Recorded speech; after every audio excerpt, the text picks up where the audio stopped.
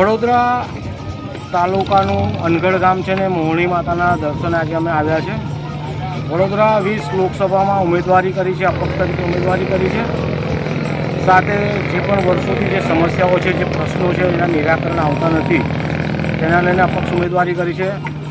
જોવા જઈએ તો મોંઘવારી હોય, બેરોજગારી હોય, ભ્રષ્ટાચાર, મોંઘું શિક્ષણ, અનેક સમસ્યાઓ છે. સ્થાનિક પ્રશ્નો પણ એટલા છે. વડોદરા શહેરના, તાલુકાના, સાવલી તાલુકા, વાઘોડિયા તાલુકાના આ તમામ પ્રાણ પ્રશ્નો જે છે એને ઉકેલવા માટે અપક્ષ ઉમેદવારી કરી છે. જીતીને આ લોકોના સારામાં સારી રીતે કામ થઈ શકે.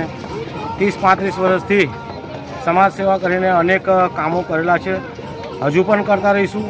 પરંતુ મતદારો પ્રત્યે એક જ આશા છે કે વધુમાં વધુ મત આપીને સારા મતોથી જીત અપાવે એવી એક પ્રાર્થના કરું છું. અને મા મોહણીમાના આજે દર્શન કર્યા છે, ખૂબ ખૂબ ધન્યતા અનુભવું છું.